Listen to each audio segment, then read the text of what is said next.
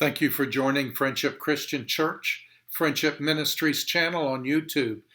Today we will be talking about trying to live a Christian life in a world that is in turmoil.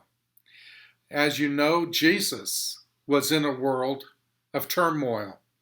He showed mercy, he showed grace, he showed forgiveness, and he showed anger. A lot of people think, well, Jesus was never angry. Yes, he was. He took some cords, turned them into a whip, and he actually beat people out of the temple. But then he also, for the thief, had forgiveness. He gave healing, mercy, and grace to where it was needed. So we are in a world of turmoil. We're trying to live a Christian life, and we find ourselves getting angry, having mercy, having grace, having forgiveness. We're going through all the same things Jesus went through. And today we are in a world that is in turmoil with the COVID-19. We are in turmoil with China and Russia. We are in turmoil with ourselves. Everybody has an idea of what quarantine means. We are in a state of confusion because we do not know what's going to be next week. COVID-19 has caused us to take it one day at a time. Everything changes from one day to the next. We don't know what's coming around the corner. So what do? Well, Psalms 2 gives us something to look at. Psalms 2 was written by David, who was himself in a world of turmoil. King Saul was out to kill him. He was hiding in a cave when he wrote Psalm 2, trying to save his life. There was a lot of turmoil in the kingdom. You had the Philistines coming in.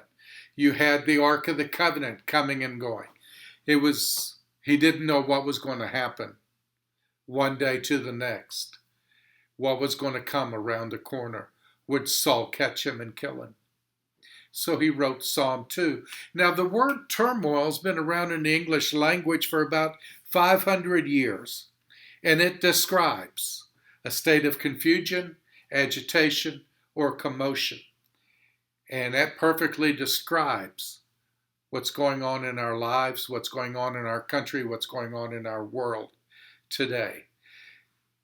But God gave us, through David, an antidote for these times. It's known as Psalm 2. So let's take a look at the first 3 verses of Psalm 2.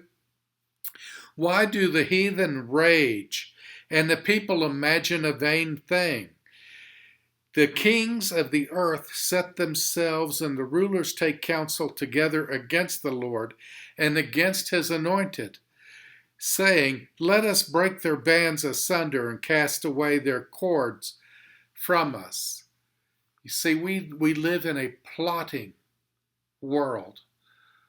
Right now we have Xi in China, we have Putin in Vietnam, we have Trump in the United States.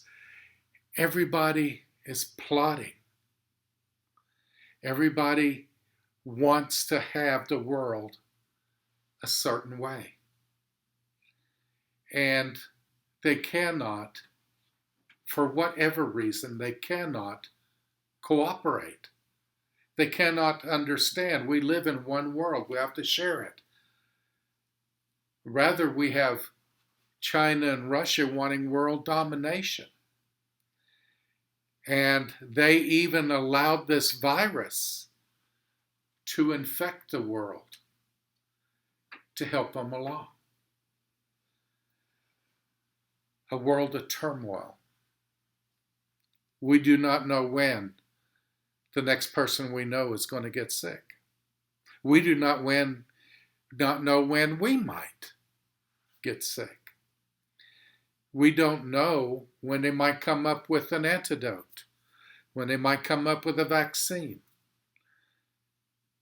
And as we have sailors on ships getting sick and ships coming in, we don't know what China's next move is.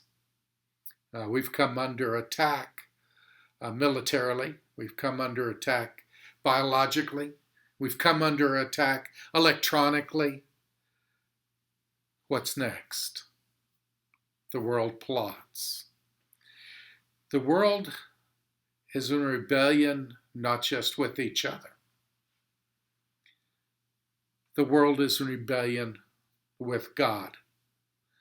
They're in rebellion against the Anointed One, Jesus Christ. And this is a messianic psalm. David was talking about himself being pursued and the world plotting against him. But how, in a miraculous way, does God use these words? Does God give these words and point them to Jesus?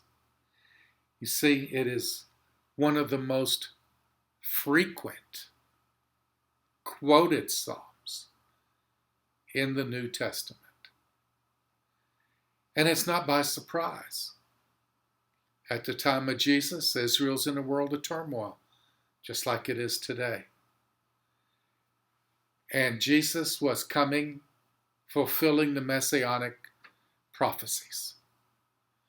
And everybody was looking at Jesus to bring this turmoil to an end, to rise up the nation of Israel. And of course, that's not the Messiah they got. And sometimes we look and see what's going on in Israel. We look at what's going on with world leaders. We look at what's going on with our Congress and president. We look to see what solutions might come. And we're uneasy because none of the solutions may be good. So then we go from a plotting world into verse 3, where the Father laughs. Let us break their bands asunder, cast away their cords from us. He that sitteth on the heavens shall laugh. The Lord shall have them in derision. Then shall he speak unto them in his wrath, and vex them in his sore pleasure. Yet have I set my king upon my holy hill of Zion. So here is one of the few times in Scripture where God is said to laugh. We see him have a lot of emotions. He's a wrathful God. He rises up in anger a lot in the Old Testament. He actually zaps people, kills people, has the earth swallow people up. And here he laughs. But it isn't a laugh of joy. It's a laugh of rebuke. All the plotting that's going on, he's laughing about it. He's laughing about it. This coronavirus going around, he's laughing about it because he's seeing just how humans are tripping all over themselves, trying to solve a problem, are plotting against each other during this problem, thinking that they are in control. And he laughs. And he says, I'm in control. And he laughs and rebukes. He says, you're looking for every kind of solution there is. But you're not looking at me. I am the solution. But you're denying me instead of coming to me. You're fighting me instead of seeking me. You see, we have 3/4 of the world that doesn't believe in Jesus. Half of the world doesn't believe in a God, any kind of God. And so he sees how we as mere humans try to take control. And he laughs. And he says, it's all right in front of your face. All you have to do is come to me. I am the all-powerful. I am the all-knowing. I am the all-controlling. Nobody else.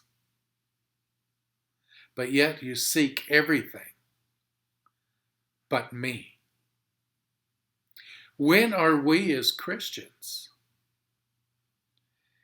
going to see the world as it is? Too many Christians are taking part in all of this turmoil. Some of them are causing this turmoil. Some of them are the ones seeking every kind of solution except God. The vast majority don't even let people know that they can turn to God. What is wrong with Christianity? What is wrong with Christians today? They want to have control too. We must surrender to God. We don't have enough Christians doing that. And they become not part of the solution, but they become part of the problem.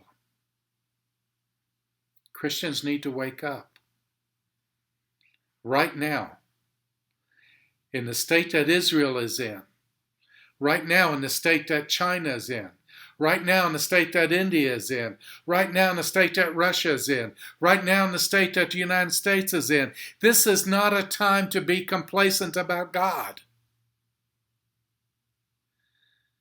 This is a time to let people know who God is and to help them seek God's guidance and wisdom. And too many Christians are actually part of the problem. We know the Son rules. Let's go to verse 7. I will declare the decree the Lord hath said unto me. Thou art my Son, this day I have begotten thee. Ask of me, and I shall give it thee. The heathen for thine inheritance, and the uttermost parts of the earth for thy possession. Thou shalt break them with a rod of iron. Thou shalt dash them in pieces like a potter's vessel. You see, Jesus is coming back. He's coming back angry. He's coming back with a rod of iron. And he's going to tear up some pottery.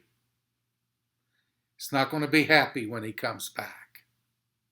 He's not coming with open arms of love and peace, mercy and grace. He's coming back with an iron scepter of a ruler who rules with an iron fist. He's going to smash things in this world. The pottery. He's going to destroy nations. He's going to destroy lives.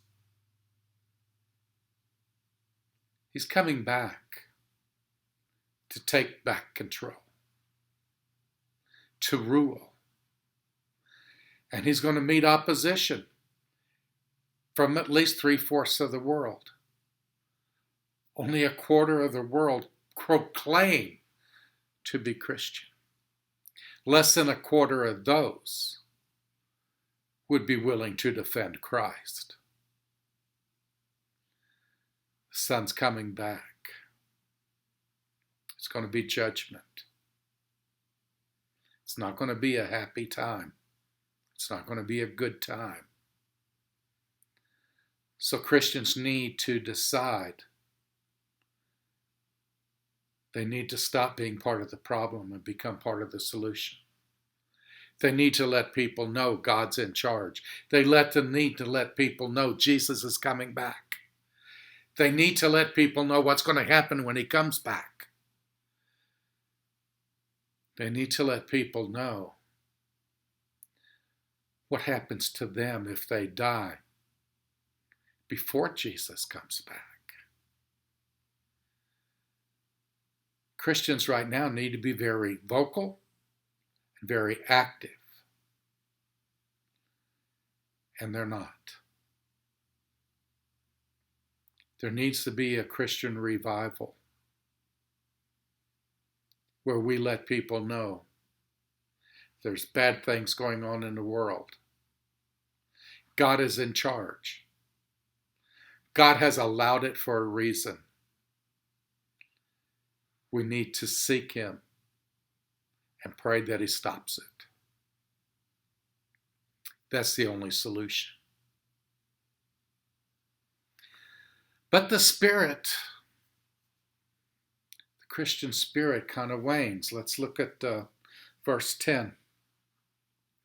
Be wise now, therefore, O ye kings, be instructed, ye judges of the earth. Serve the Lord with fear, rejoice, and trembling. Kiss the Son, let he be angry, and ye perish from the way. When his wrath is kindled but a little, blessed are all they that put their trust in him. We need to strengthen our faith, build our faith, share our faith.